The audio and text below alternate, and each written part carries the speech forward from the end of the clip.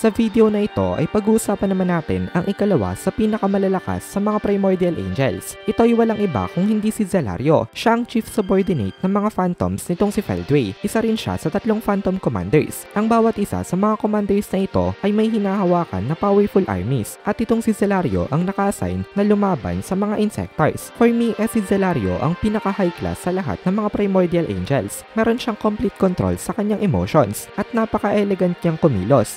Kahit na ano pang sabihin mo kay Zelario, hindi mo siya madidistract kapag siya ay nasa kalagitnaan ng isang laban. Katulad ni Zijon ay gumagamit din itong si Zelario ng space distortion na ginagawa niya na parang isang barrier. Kaya kung ikaw ay walang kakayahan na mag-manipulate ng space, wala ka na agad laban sa kanya kasi hindi siya tatamaan ng iyong mga atake. Sinabi sa light novel na itong si Zelario daw ay nasa level na ni Nagi Crimson. At sinabi din na ito daw ay isang angel na mayroong 10 billion years of experience sa pakikipaglaban.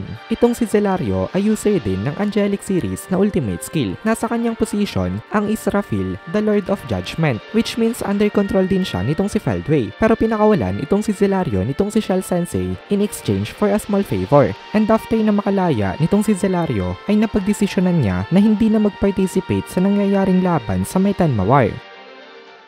In this video ay pag-uusapan naman natin ang possible weakness ng labyrinth nitong si Ramirez. Sa volume 13 ng light novel, which is Eastern Empire War, ay nakita natin kung gaano ka-useful ang labyrinth na ito. Napakalaki ng naitulong nito sa defense ng Tempest at sa protection ng kanilang city. Dahil nailagay nitong si Ramirez ang buong nation ng Tempest sa may floor 95th ng labyrinth. At dahil dito ay hindi naabot ng mga Imperial soldiers at nailigtas ang mga buhay ng mga regular citizens na walang kakayanan na ma-defend ang kanilang mga sarili. And if ever man na mamatay sila sa loob ng labyrinth na ito, pwede naman silang ma-resurrect. Kaya kung titingnan natin, napaka-overpowered talaga ng labyrinth creation na ability nitong si Ramirez. Pero meron din ito ng mga possible weakness. Ang una, although under control nitong si Ramirez ang labyrinth na ito, hindi niya kaya na basta-basta na lang na pagpalit-palitin ang mga floor levels. Hindi niya ito kayang gawin in an instant. Kapag may kailangan siya na gawin na drastic change, nagre-require ito ng mahabang oras. Or if kailangan na talaga, kailangan niya na manghiram ng energy kay Veldora. Hindi niya ito kayang gawin ng mag-isa lamang.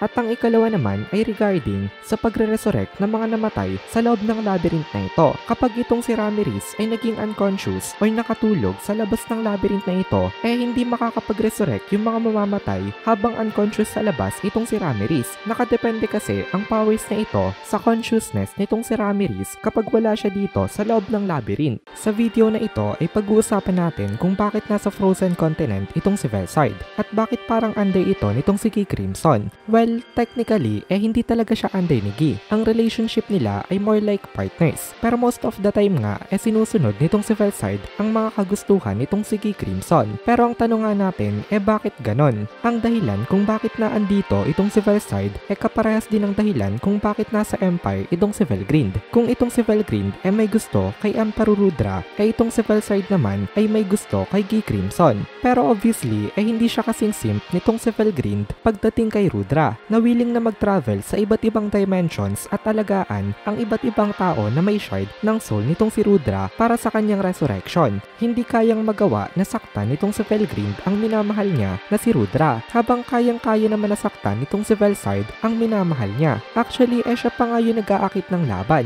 Pero naniniwala itong si Velside na one day magkakagusto din itong si Gi Crimson sa kanya. In this video ay pag-uusapan natin ang dark personality nitong si Zoe. Marami dito ang paborito ang karakter na ito dahil isa si Zoe sa mga pinakaastig na karakter sa Tensura Universe. Pero hindi siya mabuting tao. Para kay Zoe hindi mahalaga kung mabuti o masama ba ang isang bagay. As long as ini-order sa kanya ito ng kanyang lord na si Rimuru, gagawin niya ito. Maliban kay Rimuru hindi tumatanggap itong si Zoe ng order sa kahit na kanino. Hindi siya nagpapa-under kahit na kay Benimaru na Commander-in-Chief ng forces ng Tempest. Para kay Zoe, strength lang ang nagmamatter. Kung patayin ka ng mas malakas na karakter sa'yo, kahit na wala ka namang ginagawang masama, kasalanan mo pa rin kung bakit ka namatay. Kasi para kay Zoe, kasalanan ang pagiging mahina. Kung hindi mo kayang i-defend ang sarili mo kapag may umatake sa'yo, kasalanan mo na yun kapag namatay ka. Kaya kung mapapansin natin, napakaunti ng under nitong si Zoe. Pero kahit na kaunti lang ito, binubuo ito ng mga malalakas na karakter. Tumatanggap si Zoe ng mga subordinates na malalakas kahit na meron ka pang criminal record o kahit na gaano ka pa kasamang tao.